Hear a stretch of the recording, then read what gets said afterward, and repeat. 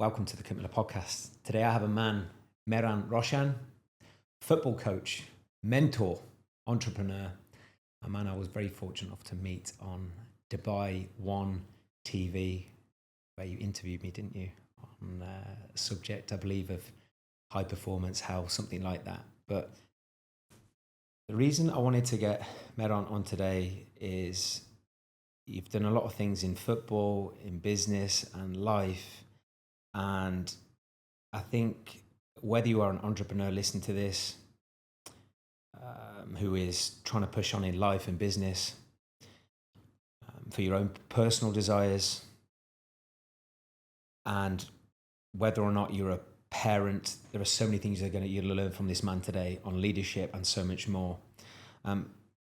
Mehran might correct me on some of these stats, but am I right in saying you were the former Arsenal soccer school technical director, founder of Alliance Football Club, and a man who's coached over 5,000 young players across 20 countries, helping many go pro, and shaping leaders for life on and off the pitch? Correct me on any of these stats, but you've done a lot for sure.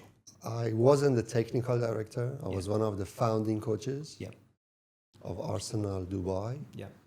I probably coached around 15,000 players. Wow. I've done the maths because I like to keep the website up to date. I want to make sure it's right because people challenge you, so you have to make sure you get it right. And the best part about the journey is I've made a lot of friends. So all those 15,000 players. I bumped into one of them the other day, and he had a child. And I was like, how old are you? So I'm 29. I'm like, damn. Wow. So you make friends, you see them grow, and it goes beyond the football pitch. So as you said, like our friendship started with a TV show. We were both guests. I also interviewed you, but then it starts something beautiful, which is a meaningful relationship. And as you know, we always absorb the type of people that we want to spend time with. So I'm very grateful to have met you. Thanks for the invite.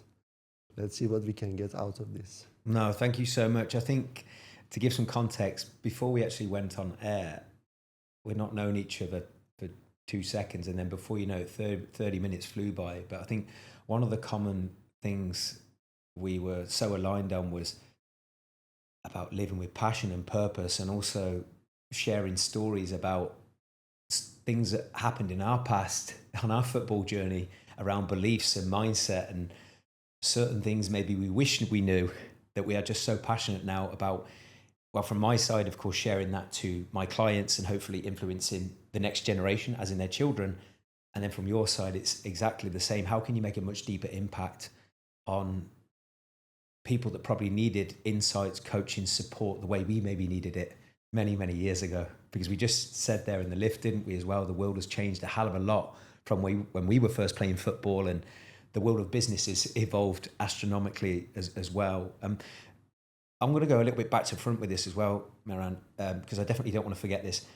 Please check out this man's Instagram as well, because share your Instagram handle. I normally do that at the end, but this man's Instagram is absolute box office, because as much as you're going to be so inspired today by the wisdom, the philosophy, the psychology of the way you think and what you do and what you've achieved, but you're also so funny with some of your social media is gold. I mean, you're best part of 1 million followers now as well, right? And Instagram? Instagram, it's less. It's 870 something. TikTok and YouTube is more.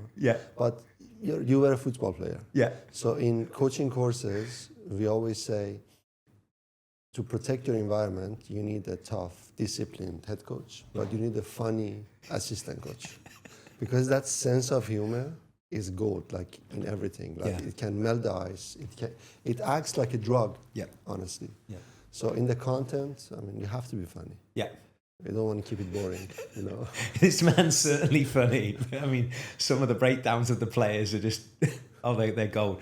But just for anybody who doesn't know you right now, like, what exactly are you doing right now? And then we can unpack your story that's brought you up to now. Well, I've built few businesses. Some of them failed. Great. We learned. We've moved on. I've built probably 4 or 5 businesses that are now working independently without me as we speak. It's operating. But right now, my focus is on, as you said, making a difference in people's lives, especially the next generation. I'll give you an example on how, like, let me give you the story. So I was a football coach. Yep. And from beginning, I would always look at the child as a person, not as a footballer. So even if you brought the most talented 10-year-old boy, I'm like, okay, but what's behind the face? What's the story? And knowing all the stats, it's almost impossible to become a footballer these days. I knew that my role is not just to teach him how to kick the ball or how to control or how to see the next pass, all those things. It's to help them become a better person. And it was so obvious that I'm really good at that, with a very humble... Why do you think that is? Family background. So I had a single mom. I was raised by my grandfather and grandmother. My grandfather was one of the national heroes of Iranian sports. So he founded one of the biggest clubs. He had a sports shop, so I was raised in a sports shop. He would take me to a football pitch when I was 5 and say, hey, right foot, left foot, your left foot, come on, left foot, you know. So even though he was very old, he was such a modern, open-minded person. And then my uncle, also national team player. He's the only football player that has scored in every single competition in Asia. So Asian Cup, Asian Games, Olympics, World Cup. So there was a football background, but also we weren't rich. We were, best case scenario, we were middle class, you know. Even when I came to Dubai and I was 12, 13, in the morning, my mom would give me 1 dirham. So I had to choose between having Pepsi, and back then we used to drink Pepsi or Coke, or, I mean, we called it a sandwich, but it was just bread and a slice of cheese, you know? So things weren't easy, but also my mom had a great influence on me. She's the kindest person on the planet. So you see that becoming a footballer is not the end of the world. Like, it's not like, you know what, once I become a footballer, I have everything. Vice versa. If I fail, it's, you know what, I don't know what to do. So then I started to go deeper. So when I would have conversations with players, it wouldn't be just about how did you play today? It's like, how do you feel today? How did you prepare today? And if they say, oh, I was tired, I'm like, okay, how did you sleep last night? What did you eat? What's your last meal? So then I realized that I know nothing outside football. I studied business, I studied nutrition, but when it gets to psychology of knowing a child, I know nothing. I mean, and you realize it when you go on courses. So I went to Amsterdam in 2017, thinking that I know so much.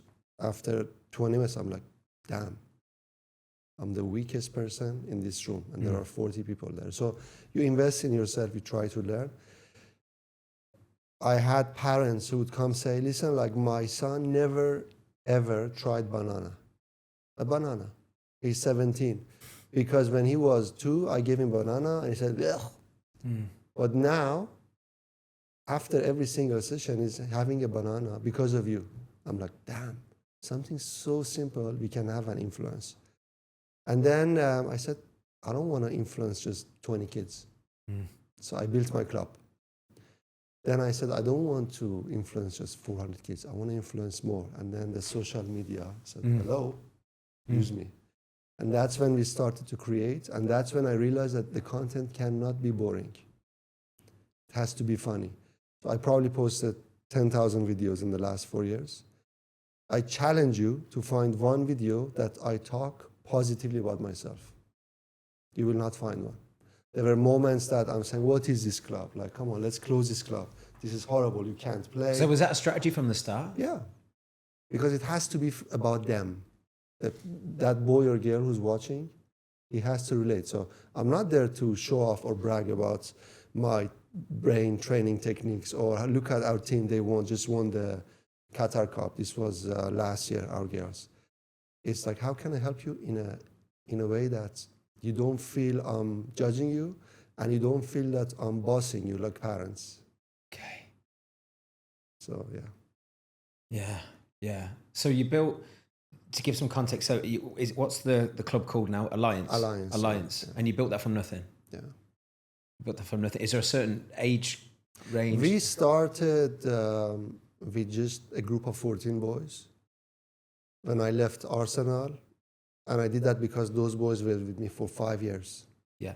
So, and then people started calling me, what about my son? I'm like, who's your son? Yeah, his name is Amir. I'm like, I don't even know him. So it turned out that all those kids that you would say, hey, how are you? How was your day?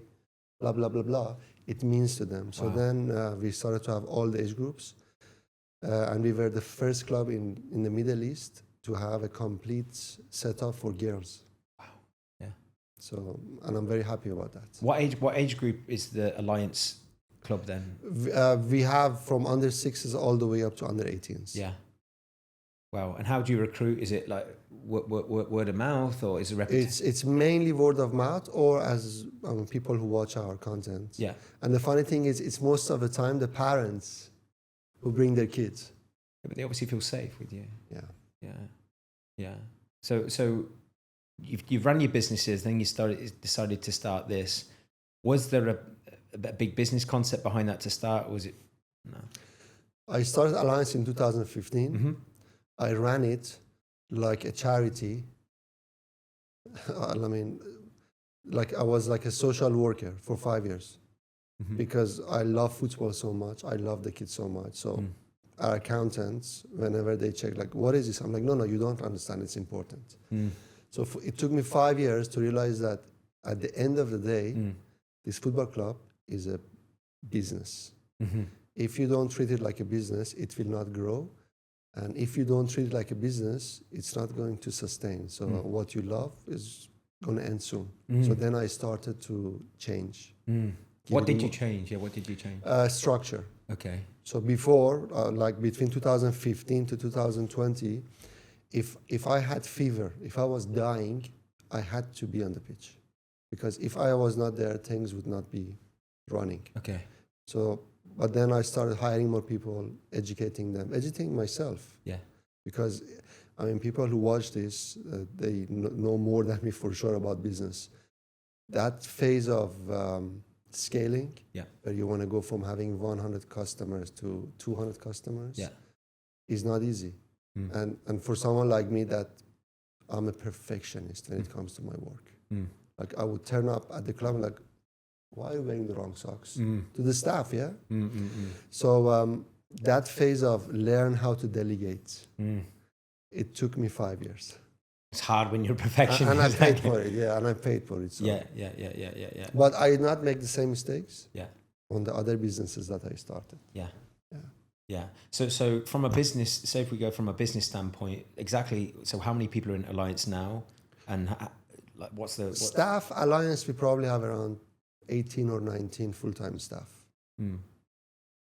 18 or 19 people. They have a great manager. So I try not to interfere at all. I don't even go to the office anymore, just to give them their space. I have weekly meetings with the COO, and I'm most of the time at the pitch. Okay. So I'm not at the office, but I'm at the pitch, talking to the players, knowing them. Yeah. It's personal to me. Yeah. And is there a first team, or is it purely... No, I mean, we had many opportunities. We were given a lot of incentives to start that. But with all respect to the setup of football in UAE, it's not worth it yet. Okay. But if things change, we can... So is your goal to develop, just coming back to the footballer and the human, what is the mission and the objective with whether they come to you at 6, they come to you at 14? What is the mission and the vision for them? Well, I mean, whoever comes to us, whether you're 6 or 14, we want to make you a better footballer, regardless of your level. Regardless how good you are, we'll make you better. And that is guaranteed. Why? Because of our setup. So I have the most qualified people in town. So for example, Jess used to coach the Lionesses in England at the highest level. She came here from England and she really took care of our girls. You can't get someone better than that. And of course, the values at the club, because I have a lot of negotiables, but the non-negotiables are: one, when a child turns up, he needs to feel that this is my second home. It will never be my home, but if I had a second home, Alliance is my second home. Regardless of what happens at the weekend, if you win, if you don't, that feeling of belonging is massive. So what I'm saying is, we do everything to make sure that the kids get the right football education. But all these kids in UAE, I've been here for 32 years, I've always challenged people to bring one case, one example of a child that made it to the top level. One. You have clubs, great people, it's business, advertising that will come to us, we'll make it together. Here are the players that made it. And then, because I know those players, I know, one of them got a scholarship, I don't know how to say it, in a city in US that the college itself is 99% black. So nobody wants to go there to be the minority. So you got him a scholarship there. And even that is not pro. So the chances of kids making it as a footballer is almost zero. But the chances of us making them, like giving them the equipment, the thinking tools that, hey, you face a disappointment, here's how you deal with it. You come to a football pitch, commitment. So if you can learn how to commit and how you can sustain that commitment when you're 19, 20, 22, 23, you know this more than me.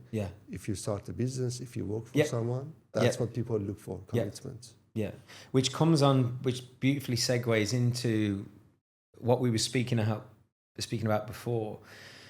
Because the biggest thing that stands out from what you've said so far, Mehran, is, and having been a footballer myself up to the age of 20, and I think this is something so many parents don't know and they're unaware of,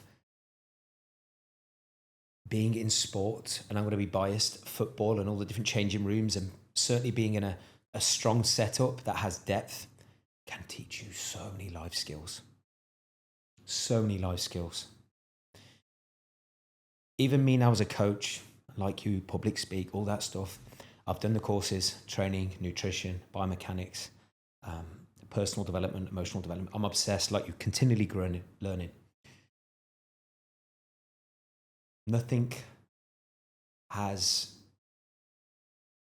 made me the coach I am today than being in a sport environment, multiple changing rooms with multiple managers, playing with different people.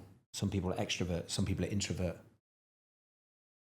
Nothing has created that resilience and passion to influence people more than being in a football team, than sport. I think it gives you a backbone, because I think there's so many parallels that are needed to become good at football, even if you don't make it. Structure, discipline, learning how to listen, communicate, like develop your mental resilience, all that stuff.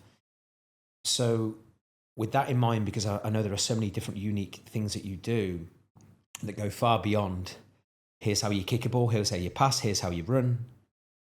Like, what are the unique things that you do that I wish I had on top of being taught how to be a great footballer, even when I was at Coventry? What are some of the things you do? Because you said there about, I want to make this person feel this little boy, whether he's 6 or he's 14.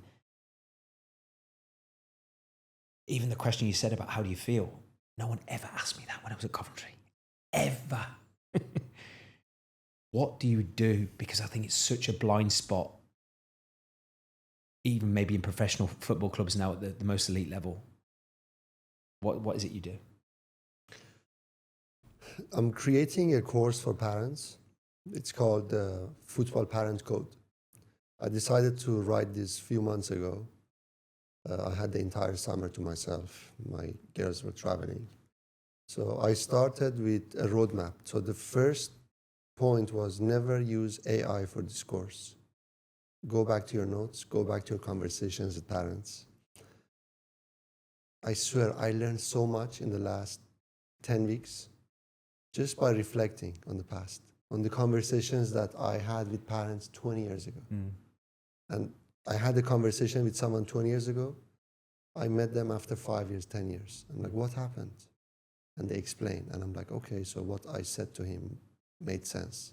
Not to him, but I can now be happy that I said that. Kirk, people are confused. Everybody's confused. You probably deal with some of the most successful people on the planet. People who have the gift of building a business out of nothing. So creation, that's beautiful. But you can see how confused they are when it comes to an aspect of their life. It could be their health, it could be how they deal with their emotional insecurities. And I see that too. I'll give you an example. We have a 10-year-old boy with us.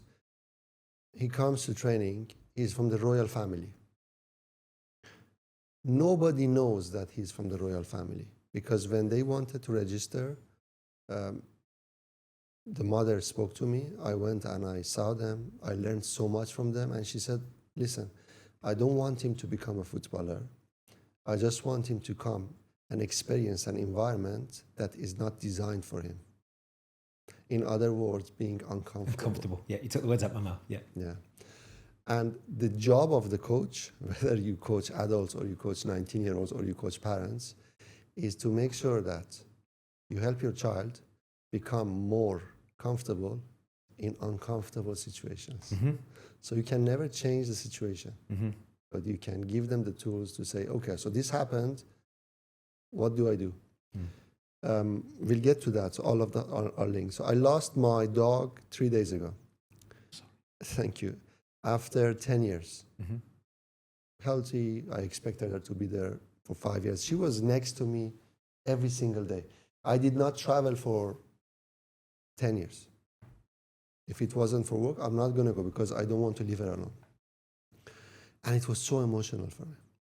And it happened in the morning of my daughter's birthday. I'm like, okay, what do we do here? So if it was the Mehran of 5 years ago, girls wake up, look at Pluto, passed away, bye, bye, bye, bye. But then you reflect like, no, this is not about you. This is not about Pluto. It's about Elina's birthday. Because if you ruin this day for her, for the rest of her life, on her birthday, instead of feeling happy, she's going to remember Pluto. So then immediately, early morning, I took Pluto to the vet, said goodbye, cleaned the house. Oh, where's Pluto? Oh, she's not well.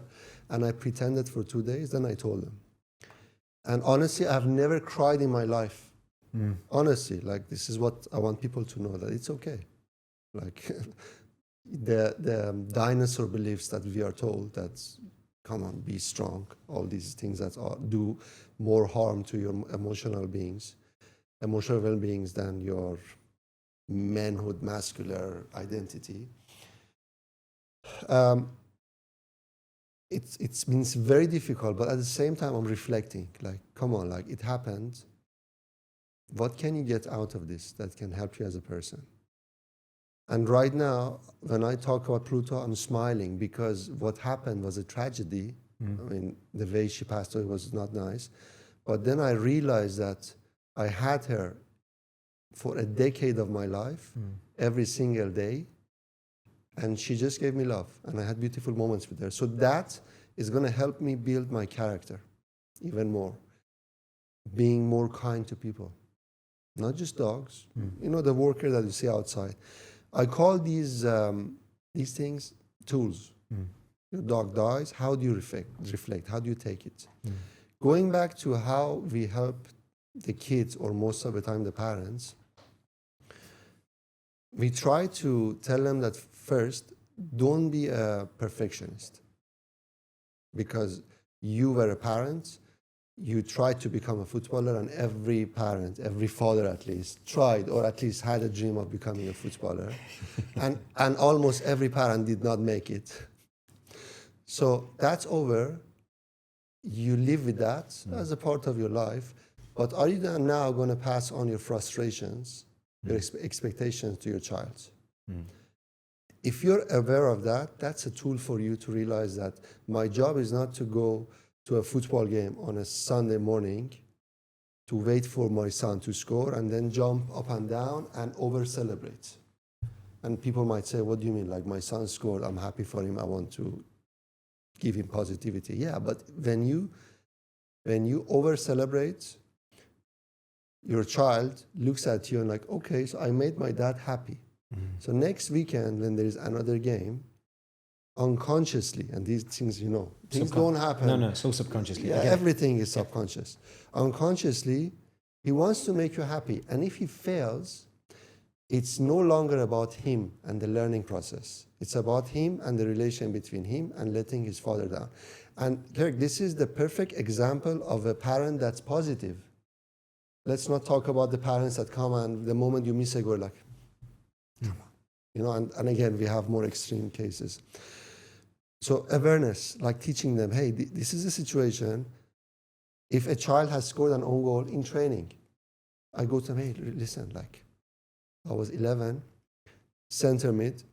I was marking the number 10, corner. I'm trying to track back, long ball. I'm trying to clear it, diving header, top corner, own goal by Mehran Rowshan. I still remember it. I wasn't lucky like you because my coach benched me for 5 weeks. And that destroyed that's how they were. They want to teach you, yeah? So giving them examples, giving them awareness, and most importantly, I mean, the biggest mistake that coaches and parents commit is not giving them space. You always want to correct them. You always want to give them feedback. Even parents, when your child had a bad game, sits in the car, you start to talk. Don't even ask them how they feel. If they want silence, give them silence. The time will come where you can then ask them, how do you feel? Not to ask them like, why do you think we lost? Because that also has a negative energy. So giving them space, as you said, kids are so aware. As you said, the world has changed. In our time, we had to seek guidance. You had to go and beg the coach to say, coach, like, can I have 2 minutes of your time? Now, they have ChatGPT. My daughter, Yekta, 15, when she talks to me, she said, okay. And then after 5 minutes, she comes back. I asked ChatGPT. Wow. You were right. Or, you know what? I asked ChatGPT and what you said is not right. Oh, my Lord. So they have the information. It's just giving them space. If I want to say one thing to parents, is just protect the environment. How can they do that? I've just become a parent, so this is fascinating for me. Protect the environment. So again, going back to the course, when your child is 5, 6, 7, 8, 9, 10, and again, 10 is not a golden number. It's not like a borderline. Okay, tomorrow my son is 10, so that, it's relative, depending how your child is. Your job is to make sure that they are safe, they play at, or let's not say play, because this applies to everywhere. They are in an environment that they can grow and they can enjoy. So if it's gymnastics, netball, football, computer games, whatever it is, that environment is safe. And I am there to make sure that the environment that they are in, football club, game club, whatever it is the best possible. Best club, best school. And it matters. Whoever tells you the best school doesn't matter is lying. The teacher that you have is the most important aspect of your education. Same with the coach. And then understand that you'll grow. So to answer your question, how can you do that? The role of a parent changes, or let's use the word grows, as your child grows. And if you don't understand this, you're going to be irrelevant. They will lose respect. They will not want you coming to the game on Sunday. What are some of the red flags that you've seen that have give you the certainty that you just shared that with? What have you seen? Like red flags in parents? Yeah, where all of a sudden they become irrelevant. Like what is? Always look at the body language of a child. So let's say I have to use that. Let's say you bring your daughter to us. What's her name? Gigi. Beautiful name. You're gonna bring the beautiful, cute Gigi to Alliance Football Club to play with us at the age of 14. So I said 14 because the older they get, the more they are aware. Yeah. So as we speak, you start to talk and tell me, I used to play for Derby and this happened. Red flag. It's not about you. I don't care who you are. And more importantly, that child doesn't care who you are as a footballer. You know? And we all do it, yeah? We all do it because we feel that, oh, they need to know the background. No. And the second of all, as you talk to me, pay attention to the body language of the child. They are probably, if you look at their feet, it's not probably directed towards me. They just want to look somewhere else, or like it talks to you. And of course, the more you're in that situation, the more you can observe and scan. So when a parent talks about himself, red flag. When the parent talks about the team, red flag. Why? Why? Because, so we have different ways of talking about the team. One is you were a football player, you have the relative knowledge, because, you know, being a football player is completely different than being a youth coach. Yeah, 100%. You know, so development is different than 100%. performance. So you see the problem. For example, the goalkeeper is going always short, the other team is pressing, we don't have a plan, we are just going short for the sake of going short. You can see it. You see the pattern, so you want to help the team. Fantastic. But after the game, you walk to the coach, next to Gigi, next to the teammates, parents, coach, with all respect, this is not working. And everything that you say is right. Wrong. So you affect even your child. The right way, as you know, is not on the same day, after the day, message, coach, tough game, thanks for everything. Whenever you have time, I want to share some ideas with you. And then privately, you talk to the coach. Like same situation, same intention. Your intention is to help the team, but different way of doing it, different how. Most of the time, parents are emotional. You've took the words out of my mouth, Mehran, because there's one thing discussing something when you're emotional in front of your child, and then letting things sit and having a conversation maybe without your child, because surely if me as a father is getting irate and emotional in front of my child, I'm going to condition that behavior and way of being to my child. Surely they're going to follow suit, or more likely to follow suit. I was recording a podcast yesterday with a psychologist, and these are literally her words. She said it's our unconscious behavior that matters, not what you say to the kids. You always say, I respect your coach. Okay, well, you say that, but your behavior? Do you, after a week, tell your daughter, Gigi, I felt you need to play a bit more, or maybe you need to play in a different position? You don't mention the coach, you're saying position, but you're interfering with the coach. And I always say to the parents, especially in this course, and I cannot wait for this course to be launched, because it helps people, because there is less mistakes, If you don't like the coach, if you don't like the club, if you don't agree, if you don't agree with the things that are being done, change the club.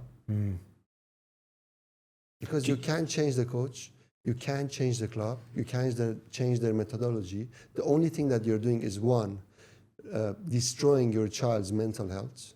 Because, come on, he or she wants to play, doesn't care about how you feel, doesn't need extra pressure. And two, you are damaging that team. So change. Do you think the same principles, I know I'm veering off here, but as a father, I think this is fascinating, because we said, even in the lift coming up, that so many things in life have changed, from maybe how coaches coach now to coach now 20, 30 years ago, but also schools. Is the same principle that if I've got a child and they're at school and I've got my differences with the way things are being done?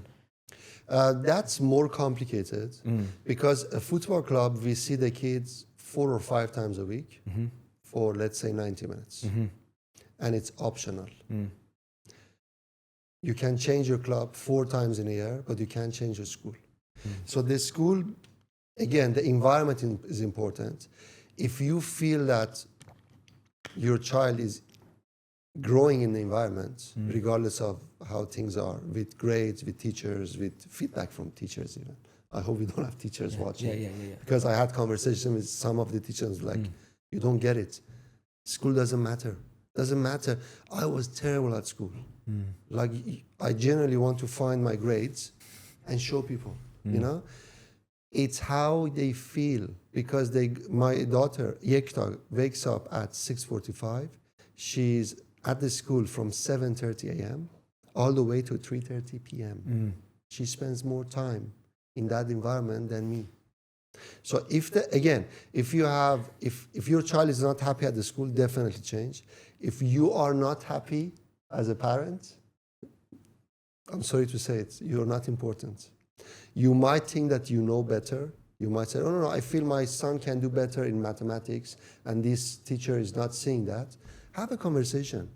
But there is a limit. Who says by changing the school, by changing a teacher, things will change? It's like always see it from the glasses of your child. You know, school is not everything. School is just part of their life. Are they happy? Do they look forward to going to school? Is there too much pressure? And again, you know better than me. Schools are better now in terms of being flexible with structure. So many good things. But again, you're putting the kid in a box. And that box is already defined. And it destroys kids. Like I used to do it whenever we're on a tour with players, they would come and have questions. And I would say, like, listen, like before you ask yourself, do you know the answer to the question? If you do, don't ask it. If you don't, then ask yourself the second question. By asking this question and by getting the answer, will the group benefit? If not, then ask me privately. So immediately I give the child a reference. I don't kill the creativity, but try doing that at school.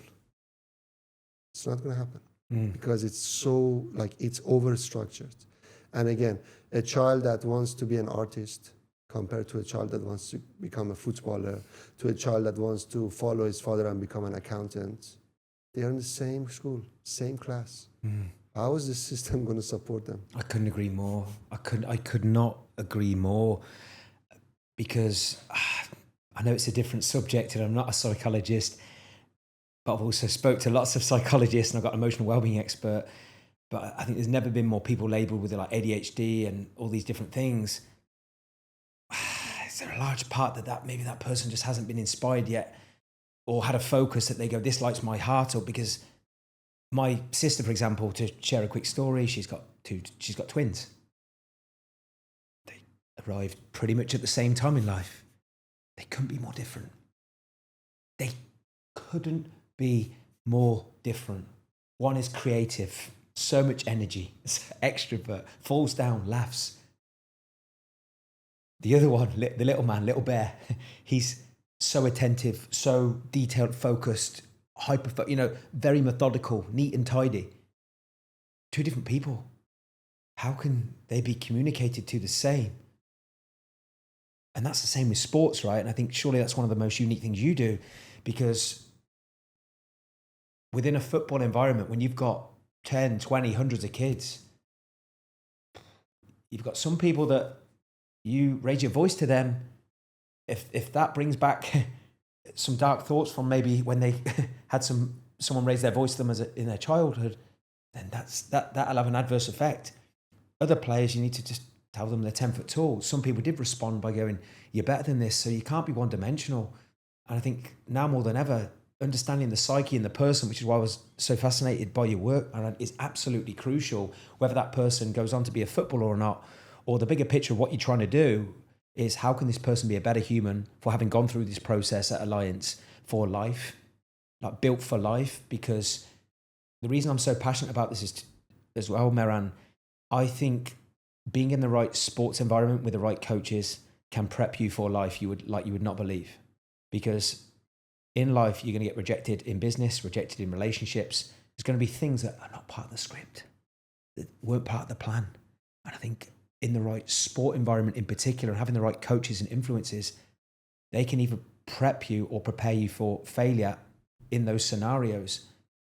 Because the harsh reality is, and we spoke about this, and maybe this is why the royal family sent a child to you, irrelevant of money, irrelevant of status, at some point, someone is going to tell you, I don't want you, or make you feel like you are not enough. And if you haven't had the backbone, the coaching, the nurturing, and that's totally alien to you, what are you going to do?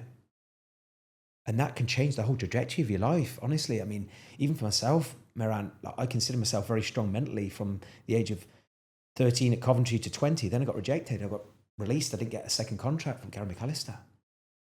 That was the first time wholeheartedly in my life I got told, you are not wanted.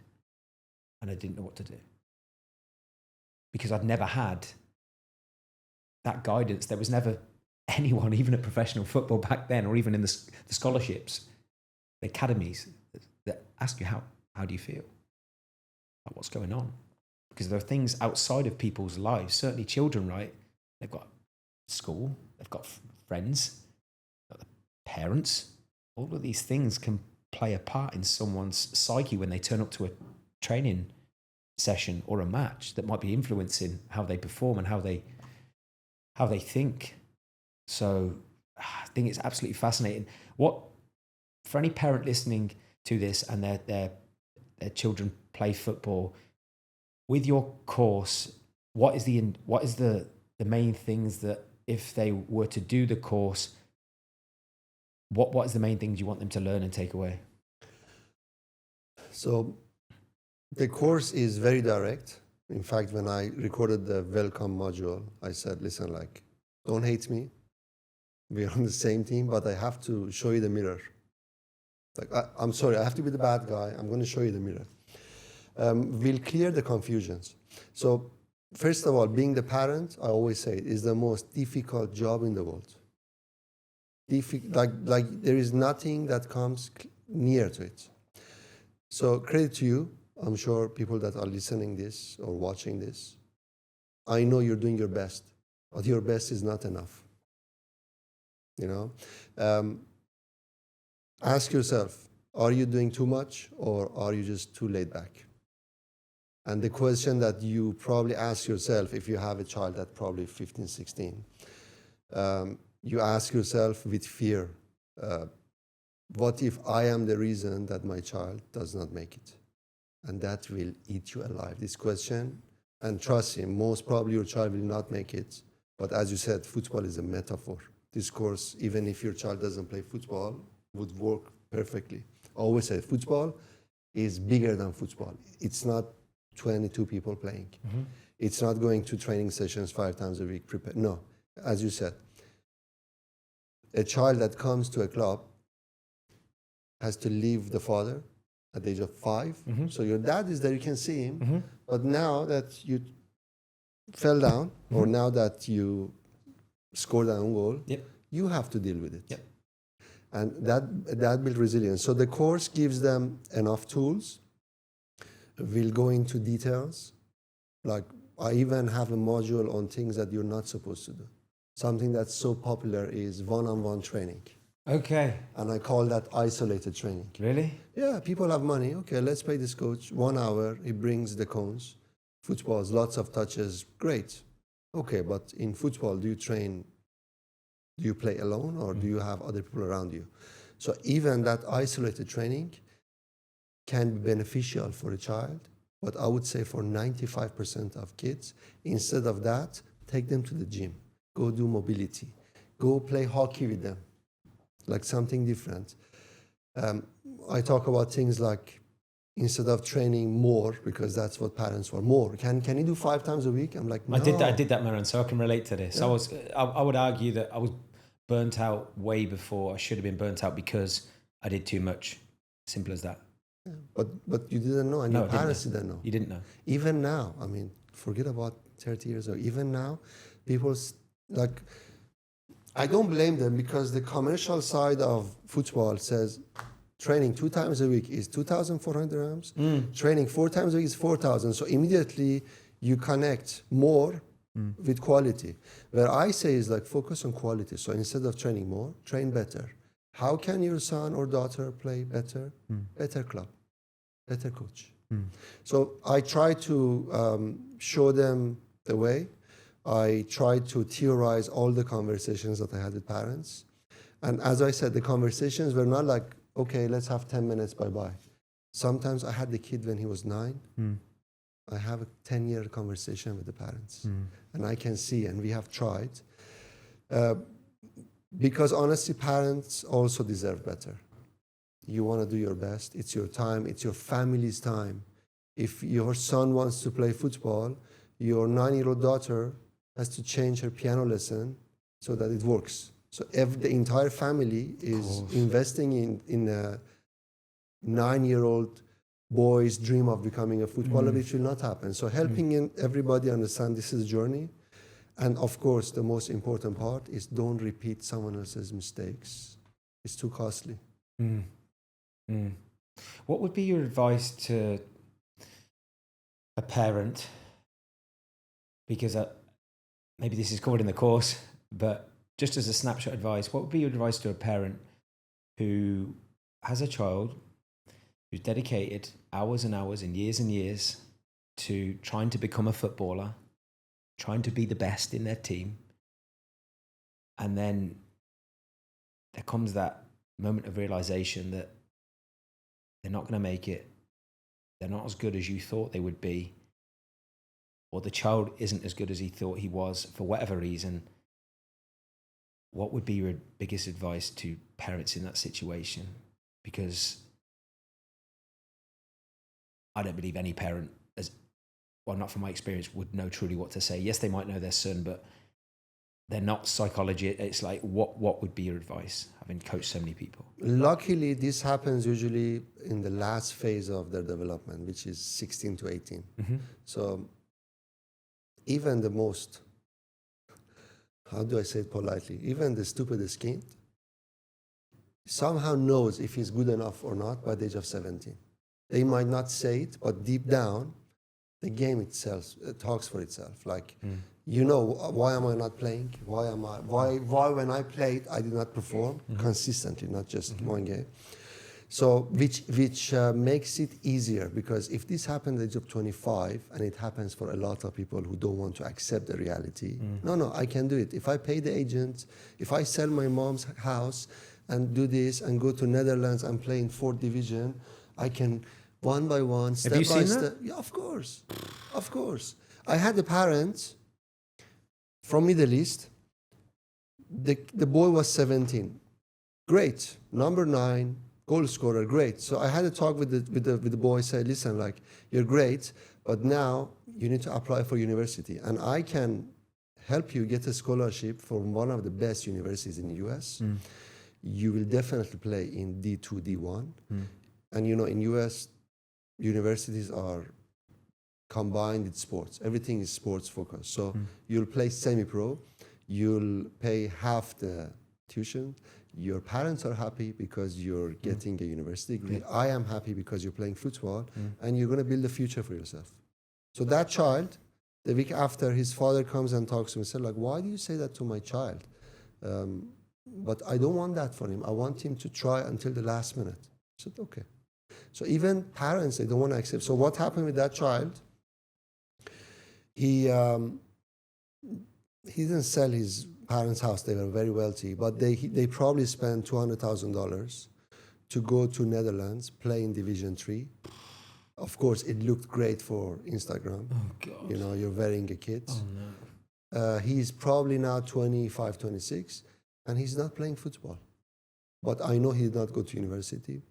He has money, that is money, that's his life. That's a life that he wants to go. But not everybody is fortunate to have daddy's money. So when your child gets to 16, 17, it's time to have uncomfortable conversations. Not to judge, to say, hey, you trained all this year, you didn't I told you this will happen, you didn't listen to me. Look at your A-levels. Look, you got B instead of A, and I told you instead of going to training, like, there is no judgment. You're there to support. And you can also get help from professionals to have a conversation. And by showing them that becoming a footballer is not the end of the world. That is not the target. There are other ways. Facing the reality. But as I said, this will only happen if your role grows with the child as they grow. Because it sounds like you've been supporting them 100% every game, giving them feedback, and you expect them to be independent enough to realize that they are not good at the age of 17. So you can't have this massive gap from at the start to the end, and then all of a sudden you have some big, massive speech that puts your child's head in a good space to move on with their life. It's got to be a journey with them. It's a journey. Because again, I can relate to this so much, Mehran, that when you first join, you're the superstar from your local area, and then the higher up the ladder you go, the more competitive, the better team environments, the better teams you play against, the better players you play with. All of a sudden, it's a bit more of a level playing field. You have psychological changes that come along at that process that your parent needs to come on you with to adapt their expectations as well. And it's just not there. Listen, me and you could speak for hours and hours and hours, but just we've got a few more minutes. A couple of questions I've got a really strong opinion on, and I'd love your opinion on, because I've coached a lot of people in the last 2 decades, and I've noticed a lot of patterns and trends of people we've coached who've done sport versus people we've coached who haven't done sport. And I'll tell you this, it's night and day who are the most mentally strong, resilient characters, and it's those who've done sport. And there's going to be a lot of people listening to this from the UAE, maybe the UK, USA as well. And I still think in the mindset of certain parents, they don't realize the importance of putting their children in sport environments, whether they're going to be the best or not. That's whether they play football or not. What is your thoughts on the importance of children at least being encouraged to exercise and do sport? I have a quote. It's original. I think it's on our website. It said, if you want to build and have resilient girls, this was about football, let them play football. So this is very specific for context. Sports, and in particular team sports. And again, if you want to be more specific, football. There is nothing like football. There is nothing like football. Because of the uncomfortable situations that they are constantly in. So non-stop. It never stops. You never know what you're getting.